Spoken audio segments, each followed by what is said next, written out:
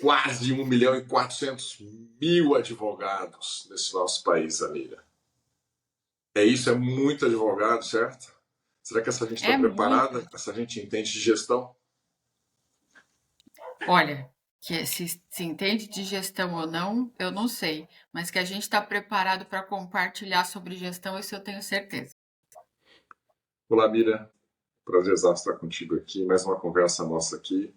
A gente procura falar sobre diversas coisas diferentes, mas todas elas circulando, né, no mundo da gestão e a importância da gestão para a nossa realidade jurídica.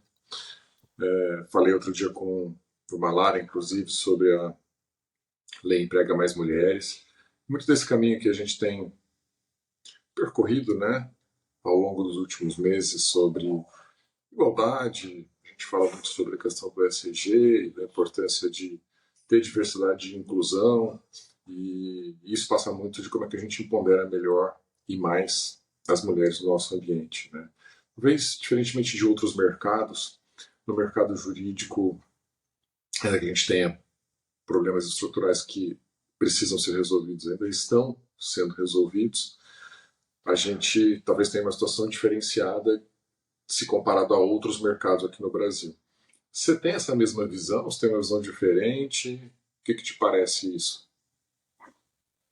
Eu vou te ser bem honesta, eu acho que na nossa trajetória, e a gente vem capinando o mato alto, eu há 30 anos, vou fazer esse ano 30 anos de formada, eu posso te dizer que de como eu peguei quando eu saí da faculdade para agora, onde a gente está, o mundo está completamente diferente para a nossa inserção como advogados no mercado. Desde mudança de vestimenta, e é uma coisa que eu sempre conto nas minhas aulas, mudança de vestimenta de 30 anos atrás para agora, né? A aceitação dessa mudança de vestimenta, até a postura de como a gente a postura que a gente usa para inserção no mercado de trabalho também mudou muito.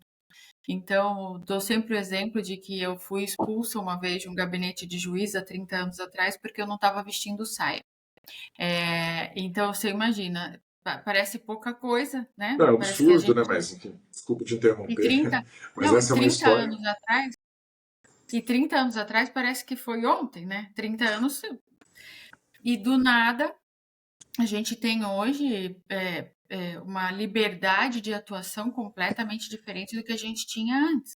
Então, a respeitabilidade que o mercado também passou a ter, se de forma forçosa ou não, passou a ter com as mulheres, né, nesse início, principalmente no início de carreira, a aceitação da mulher também em cargos de liderança, de grandes escritórios, de departamentos jurídicos, mudou muito. Nós temos exemplos incríveis assim de pessoas que lideram departamentos, mulheres principalmente, que lideram é, departamentos jurídicos e que são extremamente bem-sucedidas, que são extremamente bem e são extremamente respeitadas e que têm um potencial incrível de compartilhar experiência. E graças a Deus, a gente juntos aqui, a gente tem feito bastante coisa para incentivar pessoas a se sentirem parte, né, pertencentes ao mundo jurídico de forma a não precisar mudar a sua essência, né, porque também tinha muito no começo de as mulheres precisarem se masculinizar no departamento jurídico ou no escritório de advocacia para ter o mesmo tom de voz, o mesmo volume de voz dos homens. E aí essa masculinização a gente hoje não precisa mais ter. E não é no mau sentido a masculinização, é só a busca de espaço mesmo, né? A tentativa de busca de espaço que se tentava, porque se não falasse a mesma língua, se não falasse da mesma forma, com o mesmo gestual, com as mesmas coisas, muito provavelmente você seria menos respeitado. Então hoje a gente não precisa, pode ser com o nosso tom de voz mesmo, com o nosso jeitinho mais, com o nosso jeitinho diferente, fazer uma gestão da mesma forma, sem precisar usar dos mesmos artifícios para se igualar aos homens. Não, isso é interessante, né? Antes não era uma questão. Por isso que diversidade e inclusão, né, são muito importantes, a gente precisa entender isso. Quer dizer, não é a pessoa se adaptar àquela circunstância específica, mas é a gente aceitar a pessoa com as perspectivas dela. Então, quer dizer, não é a mulher que precisa se masculinizar, ou não é a mulher que precisa se ajustar ao mercado fechado, duro, amarrado, né? Mas é este mercado que é duro, amarrado, que precisa se flexibilizar para receber com amor, com harmonia, os profissionais todos diversos, sejam eles mulheres, sejam, né, qualquer diferença de gênero que a gente queira considerar aqui, né? E que são super importantes, porque nós, como população, como povo, somos super diversos. É. E é interessante, né? Porque é uma perspectiva tão incrível, porque é importante ter a visão masculina, mas também é importante ter a visão feminina da coisa e visões distintas de outras visões, de dores distintas, de sofrimentos distintos, de passagens que fazem diferença na sua formação profissional e que isso agrega no ambiente organizacional que você tiver diferente perspectiva, porque no final o que a gente precisa é saber como atender tanto o cliente interno quanto o cliente externo de uma forma em que ele se sinta pertencente àquela empresa, àquela organização. Então, ter essas visões diferentes funciona para trazer inclusão, inclusive, né? Inclusive a inclusão da sociedade como um todo, dos clientes como um todo. Então, a inclusão de diversidade de profissionais, ela é relevantíssima para a gente poder ter esse cliente, esse interessado naquela organização com o sentimento de pertencimento, né? Esse é um ponto, inclusive, muito bacana, né? A gente já tem conversado muito no âmbito da organização da empresa que eu represento, né? Como que a gente, inclusive, discute com os profissionais que prestam serviço para a gente, para o escritório de advocacia, essa perspectiva de diversidade, de inclusão, quanto de fato isso está acontecendo, sobre a sua percepção, sobre a sua experiência, o quanto você, né, como uma profissional que contrata diversos, né, escritórios de advocacia, seja no Rio, seja em São Paulo, seja no Rio Grande do Sul, enfim, diversos estados diferentes aqui do nosso país. Como é que você tem visto isso? Você tem tido esse tipo de discussão sobre diversidade, seja ela de gênero, seja ela étnica? É. Então, posso dar só meu depoimento pessoal em relação a isso? Eu contrato a qualificação da pessoa. O que a pessoa é, já não me importa. Eu contrato a entrega. Eu contrato o caráter. O que eu contrato, na verdade, é a qualificação profissional. O que vem com esse profissional não é da minha conta. O que esse profissional tem de a mais do que isso não é da minha conta. Eu acho importante a gente não ter a trava mental, né, a gravata mental de falar, nossa, esse tipo de pessoa no contrato, aquele tipo de pessoa no contrato, aquela pessoa pelaquela etnia no contrato, isso não dá, isso não tem mais espaço, não é mais aceitável ouvir isso. Eu, honestamente, na minha trajetória, ouvi de alguns profissionais já que esse tipo de pessoa X eu não contrato, esse tipo de pessoa Y eu não contrato. Eu já ouvi. Assim como imagino que você já tenha ouvido também. Também já ouvi, vamos cumprir a cota, precisamos colocar X pessoas de tal etnia, X pessoa de tal gênero aqui na organização. Ouvi já tudo isso. Em 30 anos de carreira, se a gente falar que não ouviu isso, a gente vai estar bem louca. Então, já ouvi. A Mira, pessoalmente falando, contrata profissionais pela capacidade de entrega. Tem capacidade de entrega, vai fazer diferença para o meu cliente final? Esse cara, essa pessoa está dentro. Então, essa é a diferença que a gente tem que colocar na nossa cabeça. Eu acho sensacional e eu faço muito desse processo mental quando a gente está na posição específica de contratante de uma pessoa que está do outro lado, principalmente quando a gente está pensando em pessoas para o nosso time ou fazendo alguma entrevista interna.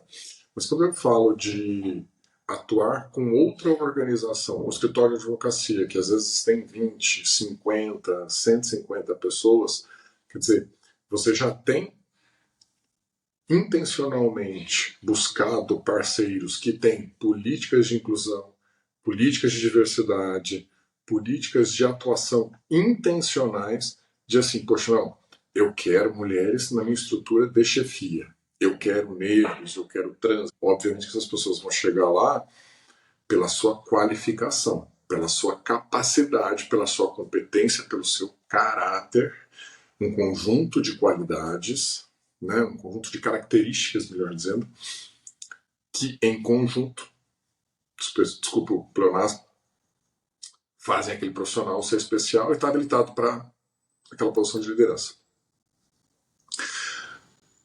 Mas esse escritório tem políticas claras e segue essas políticas? Essas políticas Isso estão aí. ali só para ficar no papel e para serem instrumentos de venda? Ou não? Eles são vividas de verdade pelo escritório? Então, isso é algo que nós, como organização, ou eu, como representante de uma organização multinacional, quando vou buscar escritórios externos, já tenho procurado olhar. Já faz algum tempo que a gente tem olhado para isso. Olha, são escritórios ou parceiros que comungam dos mesmos valores que os nossos, né? Que fazem essa escolha com vieses neutralizados, ou seja, tirando esses vieses de gênero, de confirmação, de identitário, o que quer que seja. Então, esse é um ponto que eu queria explorar um pouco contigo. Como é que você tem buscado esses parceiros em outros âmbitos mais amplos? Posso ser honesta quanto? 100%? Pode.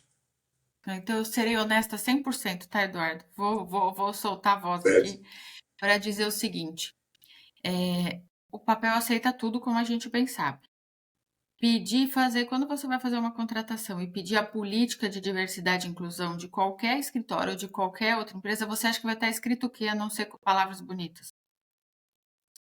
Então, isso é inevitável. Para Ainda mim, mais em tempos de inteligência artificial, né? Que você pode perguntar para a inteligência artificial e ele já te cospe ele escreve uma a política de política bonita, diversidade e linda. inclusão fácil. Então, eu não me incomoda ainda muito o que tem escrito no papel, mas a gente sabe que tem escritórios que realmente valorizam esse tipo de coisa, pela prática, pelo que se ouve de mercado, pela conversa que você tem com seus colegas de profissão do escritório. Você sabe exatamente os escritórios que realmente levam isso a sério, que realmente têm isso como intenção mesmo, propósito, valor daquele escritório. Agora, se a gente for fazer uma contratação, pedir a política de qualquer escritório, do maior ao menor escritório que você for contratar, ele vai te escrever uma política linda de diversidade e inclusão. Mas aí o que eu acho que todo profissional que contrata escritório deveria fazer é exatamente fazer esse benchmarking para tentar entender se aquele escritório tem aqueles valores como propósitos reais. Se aqueles valores são sim aplicados na prática, porque no papel, pedir política de diversidade e inclusão, colocar número de pessoas para falar que cumpriu a cota interna exigida pelos sócios fundadores, não funciona para mim. Eu quero saber se Como na você faz isso? Você prática vai no prestador, você conversa com as pessoas. Como é que você eu consegue converso, chegar nesse... eu pego uma pessoa que já trabalhou lá dentro, uma pessoa que tem algum amigo, parente dentro de algum escritório, fala, me conta um pouquinho o que é a realidade dos fatos. Conta a verdade. Eu tenho uns amigos conhecidos em escritórios grandes que eu ponho a minha mão no fogo pela cultura de diversidade e inclusão deles. Eu conheço pessoas assim. Conheço pessoas, fiz já diversas reuniões com eles e realmente tem diversidade e inclusão no DNA. Dividiram os setores específicos para cuidar do tema, não papel exatamente, mas para cumprir a contratação de multinacionais que exigem. Não. Eles acreditam naquilo. Então, a gente sabe quem acredita e quem faz porque é obrigado a fazer. Isso é muito importante a gente buscar informação, sim. Ou seja, a gente fala, inclusive, nos nossos aspectos sobre gestão, e gestão da diversidade e inclusão, que é de entender, de sair do papel, né? Sair do básico, sair daquilo que está ali curtinho no script e aí conseguir, de fato, ser mais abrangente. E aí, muito mais além do que os olhos eventualmente parecem ver. A gente faz isso quando a gente olha pessoas, não é aquilo que ela está te dizendo que necessariamente ela está passando, não é isso sobre risco, não é aquilo que está no papel que efetivamente é um risco de verdade, não é isso sobre crise, não é só aquele manualzinho que está ali, que tudo bem é importante, mas se você não tiver uma visão mais abrangente, né, não é só sobre comunicação, não é só aquilo que está sendo dito ou falado que está sendo comunicado, comunicação é um pouco mais ampla, né, então muito legal. Liderança é isso também, porque no papel a legislação já te obriga a muita coisa. Então, a obrigação de você ter igualdade salarial, proporcionalidade de vagas, de você, isso já está estabelecido. O que a gente precisa entender é, aquela organização tem propósito? Acredita realmente naquilo? Ou o papel está suportando só uma necessidade de mercado? Então, essa informação que a gente tem que fazer trabalho de formiguinha e ir atrás. Amira, minha querida, muito bacana ter esse papo contigo. Seguiremos falando sobre gestão e aprofundando nesses temas que são super importantes, super complexos. Beijo enorme para Sim, eu você. queria agradecer a oportunidade mais uma vez a gente conversar, porque eu adoro. E conte comigo para as próximas.